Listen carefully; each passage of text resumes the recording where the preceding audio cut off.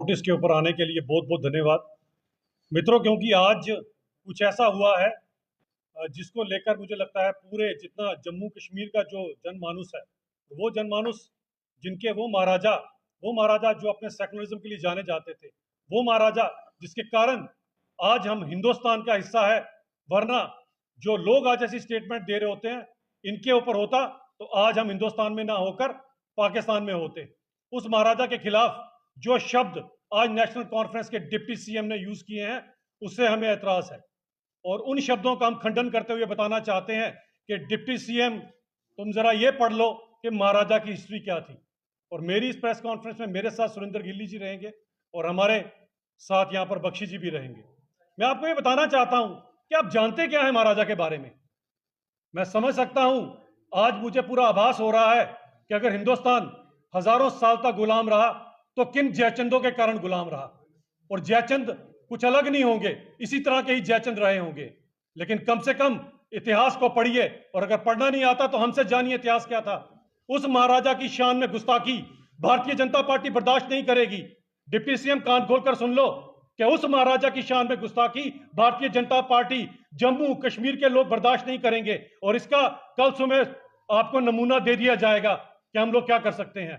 और यह मत भूलियो कि आपकी जो आज आपकी पॉलिटिकल पार्टी है, अगर शेख साहब को उस समय ये महाराजा जिन्हें आप डिक्टेटर कहते हो, अगर वो धर्म देखते तो आपके शेख साहब को कभी भी वजीफा ना देते, कभी भी आपके शेख साहब पढ़कर ना आते और कभी भी आपके शेख साहब यहां पर टीचर की नौकरी ना करते। उन्हीं महाराजा के वजीफे के कारण, उस सेकुलर महाराजा के वजीफे के कारण आज शेख अब्दुल्ला साहब जो थे वो पढ़े थे, और उनके आगे चलते हुए फारूक साहब और उमर साहब। जो नेशनल कॉन्फ्रेंस आपकी बनी इसी कारण बनी कि महाराजा ने अपना सेकुलरिज्म दिखाया था।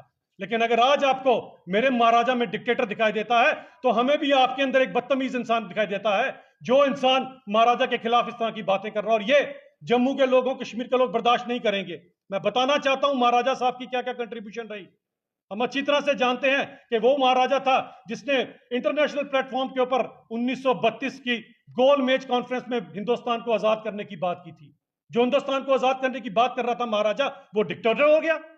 जरा हमें ये तो बताओ, वो महाराजा अगर उस समय 1947 में जब मारकाट चल रही थी, जब हिंदू मुसलमान के साथ लड़ रहा था, गांधी जी को अगर उम्मीद की किरण दिखाई दी थी तो जम्मू कश्मीर से दिखाई दी थी, और जम्मू कश्मीर के अंदर महाराजा हरि सिंह का राज था। उसके खिलाफ अगर तुम डिक्टेटर का शब्द यूज करोगे तो सचेत हो जाओ।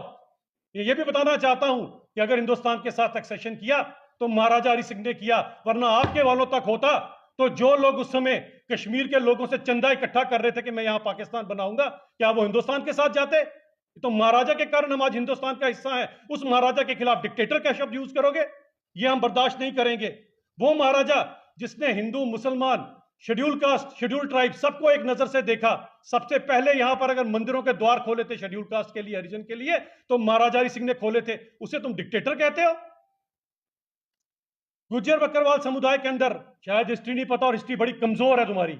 बताना चाहता हूं कि जब महाराजा के साथ एक दूसरी रियासत का महाराजा आ रहा था और एक गुज्जर बच्ची के ऊपर जब उसने अपशब्द कहे, महाराजा ने उसे अपनी कार से उतार दिया, चलती कार से उतार दिया। उस महाराजा को डिक्टेटर कहते हो? वो महाराजा जिसने जम्मू कश्मीर को अपनी दो आंखों की तरह देखा, दो कॉलेज जम्मू में बनाए तो दो कश्मीर में बनाए। आपकी तरह नहीं एक इंस्टीट्यूट बना तो केवल कश्मीर में। जम्मू वाले तो सोचते रहे कि इंस्टीट्यूट क्या होता है। उस महाराजा को डिक्टेटर कहोगे? 7 से 8 स्कूल अगर जम्मू में बने तो 7 से 8 स्कूल ही कश्मीर में बने। कभी पक्षपात नहीं किया। वो ईद ज्यादा हर्षोल्लास से मनाते थे, उनको आप डिक्टेटर कहते हो? मैं पूछना चाहता हूं कि ये इस तरह के जब तुम लफ्ज यूज करते हो तो कम से कम इतिहास का पता होना चाहिए। आज जो घात जम्मू कश्मीर के आम जनमानुस के साथ आपने किया है, इसके लिए माफी मांगना पड़ेगी। और मैं बताना चाहता हूं यह भी कि जम्मू कश्मीर के लोग अपने महाराजा के ऊपर किए हुए कटाक्ष को कतई बर्दाश्त नहीं करेंगे। इसका खमियाजा आपको भुगतना पड़ेगा। आपको क्या लगता है हमारी चुप्पी के अंदर हमारे उस महाराजा के ऊपर कोई भी आप शब्द आप यूज कर लोगे, हम लोग देखते रहेंगे? इसका परिणाम कल आपको दिख जाएगा। और मैं बताना चाहता हूं, जब तक आप पब्लिकली माफी नहीं मांगते हो, इसके लिए हम बार बार आपको बताते रहेंगे। हमारे महाराजा के खिलाफ एक भी अपशब्द उस महाराजा के खिलाफ जिसके कारण आज हम हिंदुस्तानी हैं, हम बर्दाश्त नहीं करेंगे। और मैं डिप्टी सीएम को कहता हूं, कान खोलकर सुन लो कि इस तरह की चीज हम बर्दाश्त नहीं करेंगे। आगे की बात आपके साथ सुरेंद्र गिल्ली जी करेंगे। बहुत बहुत शुक्रिया। आज आज डिप्टी सीएम ने एक बयान दिया कि जो हिंदुस्तान के महाराजा थे वो डिक्टेटर थे और जम्मू कश्मीर के महाराजा भी डिक्टेटर थे। महाराज साहब को डिक्टेटर कहना, जैसे रोटी साहब ने कहा, उस महाराजा साहब को जिन्होंने जम्मू कश्मीर में छुआछूत सबसे पहले खत्म की, और जब वो असीन हुए सत्ता पे, सबसे पहले उन्होंने मंदिरों में एससी समाज के लोगों को लेके गए और जम्मू कश्मीर का विलय हिंदुस्तान से करवाया। उस महाराज साहब के लिए एक इतने बड़े ओहदे पे बैठा हुआ आदमी, एक पार्टी का, उस पार्टी का वजूद ही यही है कि महाराज साहब को कैसे अपमानित किया जाए, क्योंकि इनकी हिस्ट्री रही है। क्योंकि जब महाराज साहब हिंदुस्तान से शासन हुआ तो उसके बाद शेख अब्दुल्ला जो पार्टी के फाउंडर थे वो बोलते थे कि हम जम्मू कश्मीर में हम हुकूमत नहीं चला सकते, महाराज साहब को जहां से आप बाहर भेज दें, नहीं तो प्रजा हमें हुकूमत नहीं चलाने देगी।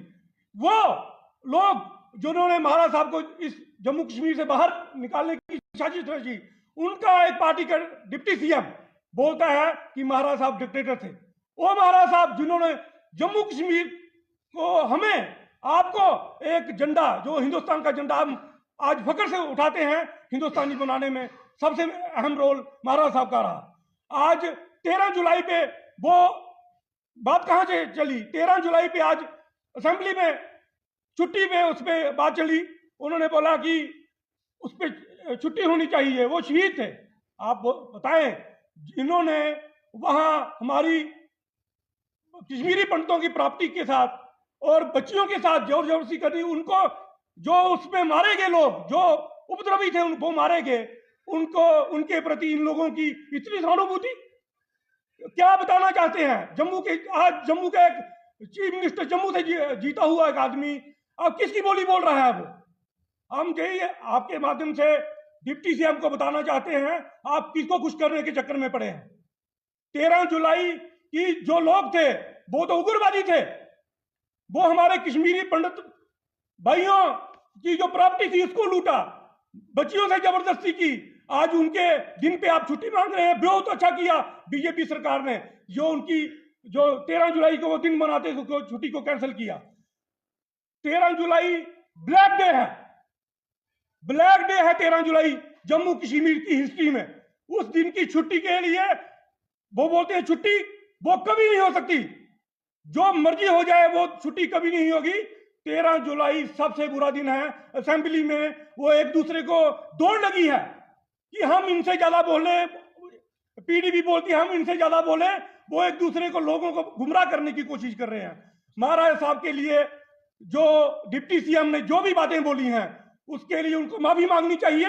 और जो महाराज साहब की जो प्रॉपर्टीज हैं मालाबार हिल में, बॉम्बे में 8 कनाल जमीन फरूख अब्दुल्ला साहब ने 1981 में वो जमीन किसी को बेच दी, उसकी सीबीआई इंक्वायरी होनी चाहिए, उसकी उसमें बात होनी चाहिए। क्योंकि महाराज साहब की जो भी प्रॉपर्टी वहां, आज वो 50 मंजिल की बिल्डिंग है, 50 मंजिल की बिल्डिंग में 49 बिल्डिंग जो है वो उस बिल्डर ने बेच दी है।